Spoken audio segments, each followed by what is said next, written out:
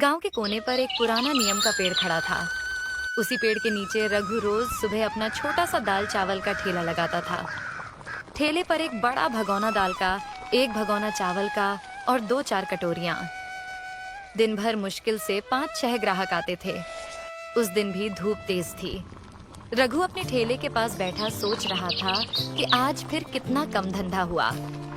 तभी एक आदमी जो रोजाना उसके यहाँ खाना खाता था। अरे रघु भाई, तुम ये ठेला चलाकर घर कैसे चलाते हो? रघु ने एक लंबी सांस ली और बोला, क्या बताऊं भैया, मुश्किल से घर का खर्च निकलता है, ऊपर से पुराना कर्ज भी है। अब तो बस इसी में गुजारा कर रहे हैं। अरे यार, दाल चावल बेच के क्या कमाओगे? कभी कुछ नया बनाने का सोचा? नहीं भैया, दूसरा कुछ बनाना आता ही नहीं। खेत भी नहीं है कि खेती करूं, जो आता है वही बेच रहा हूं। देख भाई, अगर आगे बढ़ना है ना तो कुछ अलग करना पड़ेगा।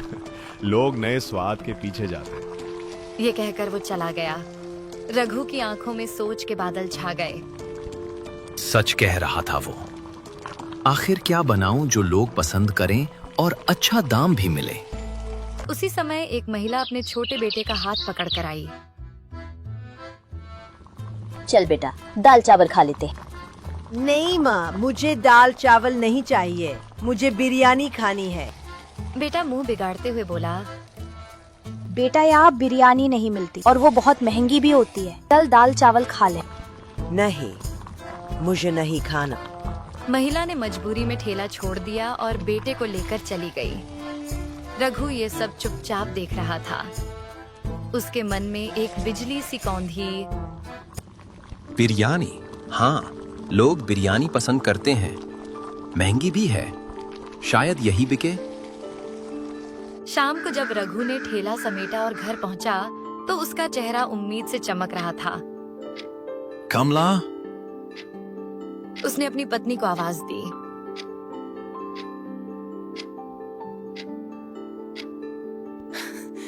क्या हुआ रघु, आज बड़े खुश लग रहे हो?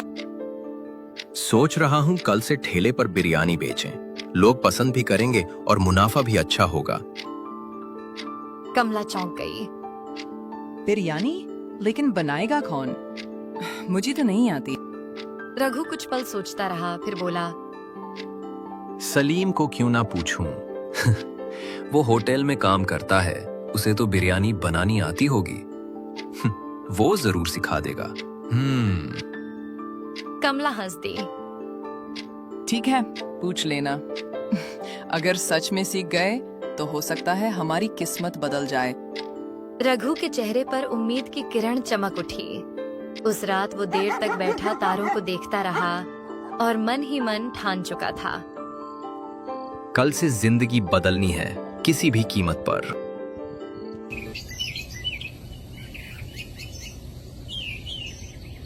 अगली सुबह रघु सूरज निकलने से पहले ही उठ गया। चेहरे पर उत्साह साफ झलक रहा था। जल्दी जल्दी नहा धोकर उसने कपड़े पहने और अपने दोस्त सलीम के घर की ओर चल पड़ा। गांव की पगडंडी पर हल्की हल्की धुंध थी, मगर रघु के कदमों में एक नई उम्मीद की रफ्तार थी। सलीम के घर पहुंचते ही दरवाजे पर दस्तक दी। कौन है? अरे रघु, बड़े दिनों बाद आए हो भाई। हाँ यार, काम के चक्कर में समय ही नहीं मिल पाया। सोचा आज आकर तुमसे कुछ जरूरी बात कर लूं। अरे आओ आओ अंदर। सलीम ने उसे चारपाई पर बैठाते हुए कहा, क्या बात है? चेहरे से तो लग रहा है कोई बड़ा फैसला लेने वाले हो। रघु ने गहरी सांस ली। सलीम भाई, तुम्हें पता है मेरी हालत कैसी है? ठेले पर दाल चावल बेच बेच कर गुजारा मुश्किल हो गया है। कर्ज का बोझ भी बढ़ता जा रहा है। सोच रहा हूं कुछ नया करूं और इसी वजह से तुम्हारे पास आया हूं। सलीम ने गंभीर होकर पूछा, क्या मदद चाहिए भाई? जो होगा मैं जरूर करूंगा। रघु ने थोड़ी हिचकिचाहट के बाद कहा, भाई मुझे तुमसे बिरयानी बनाना सीखनी है। सुना है तुम्हारी बिरयानी का जवाब नहीं। सलीम का चेहरा खिल गया। अरे बस इतनी सी बात। ये तो बड़ी आसान चीज है, बताता हूँ। रघु उत्सुकता से उसकी बात सुनने लगा। सलीम बोला, सबसे पहले बताओ, मटन की बिरयानी बनाओगे या चिकन की? मटन की। गांव में लोग मटन ज्यादा पसंद करते हैं। ठीक है। सलीम ने हाथ से इशारा करते हुए समझाना शुरू किया।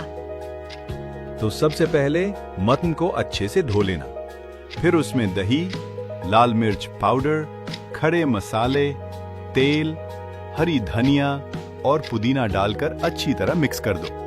इसे कुछ देर मैरिनेट होने दें। रघु उत्सुकता से उसकी बात सुनने लगा। सलीम बोला, जब तक मटन मैरिनेट हो रहा है, तुम चावल उबाल लो। उसमें भी खड़े मसाले और थोड़ा नींबू डालना, इससे खुशबू बढ़ेगी। फिर मटन को धीमी आंच पर पकाना, करीब 90% पक जाए, तब उसके ऊपर चावल डालकर ढक दो। फिर 30 मिनट दम लगाना और तैयार। रघु उत्साह से बोला, अरे भाई, ये तो सच में आसान है, बस सही तरीके से पकाना होगा। हाँ, आसान है, लेकिन याद रखना, दम और धीमी आंच ही असली स्वाद लाती है। अगर ये सीख गए तो यकीन मानो लोग उंगलियां चाटेंगे। रघु की आंखों में चमक आ गई। बस भाई, अब ठान लिया है, मटन बिरयानी का ठेला लगाऊंगा। उम्मीद है कुछ कमाई हो जाएगी। तुम मेहनती हो रघु। यकीन मानो, तेरा ठेला गांव में मशहूर होगा। शुक्रिया भाई, तुमने हिम्मत दी। अब चलता हूँ, कल की तैयारी करनी है। घर लौटकर रघु ने कमला को सब बताया। कमला मुस्कुराई। अच्छा हुआ सलीम ने बता दिया। कल देखते हैं लोग पसंद करते हैं या नहीं। लेकिन दाम क्या रखोगे? 100 रुपया प्लेट रखूंगा, सही मुनाफा होगा। ठीक है, तो फिर अभी से तैयारी शुरू कर दो। रघु के दिल में नई ऊर्जा थी। उस रात उसने बिरयानी का हर स्टेप बार बार याद किया और अगली सुबह का सपना सजोते हुए तैयारी में लग गया।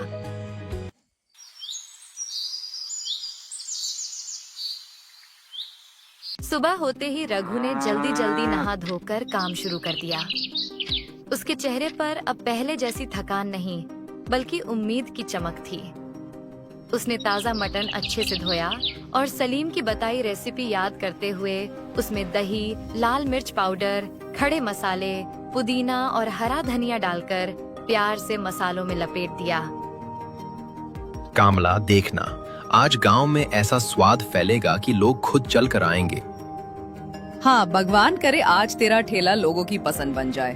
मैं भी तेरी मदद करती हूँ। रघु ने चावल उबालते हुए नींबू का रस और मसाले डाले। रसोई से फैलती खुशबू ने खुद रघु को भी भूख महसूस करवा दी।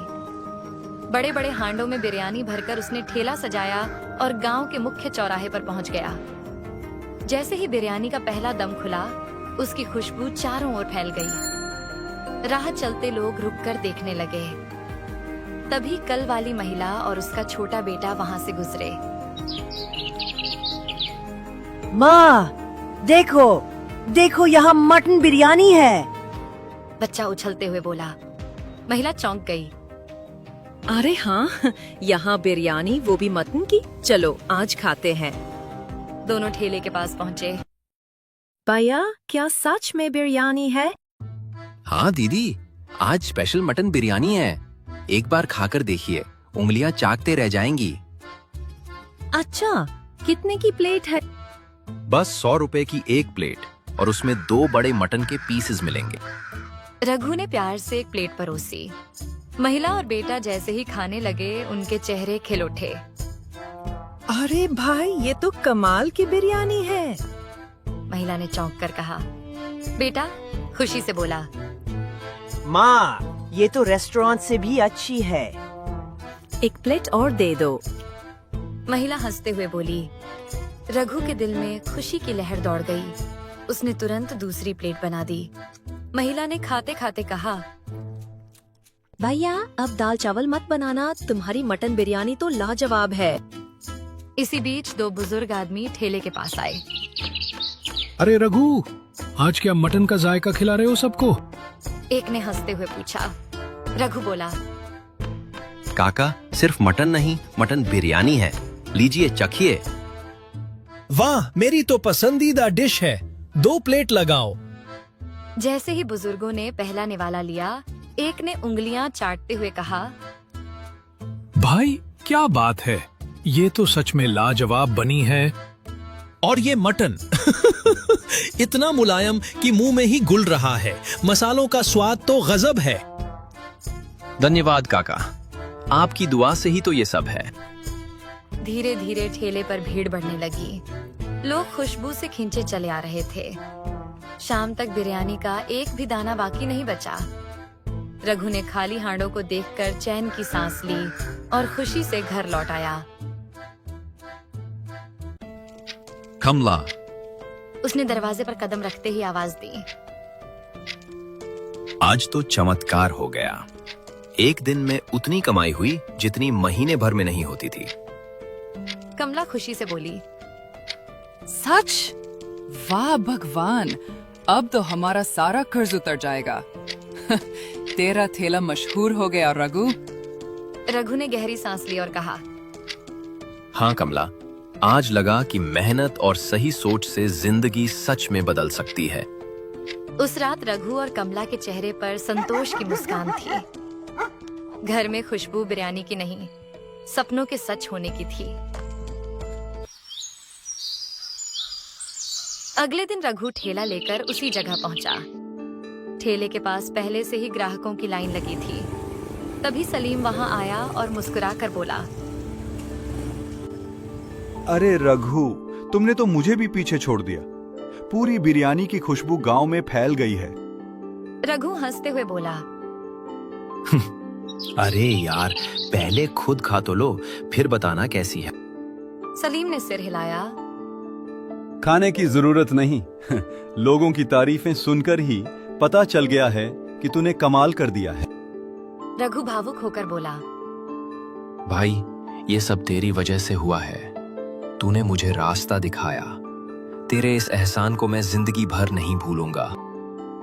अरे यार, दोस्तों के बीच एहसान नहीं होता। तेरी मेहनत ही तुझे यहाँ तक लाई है।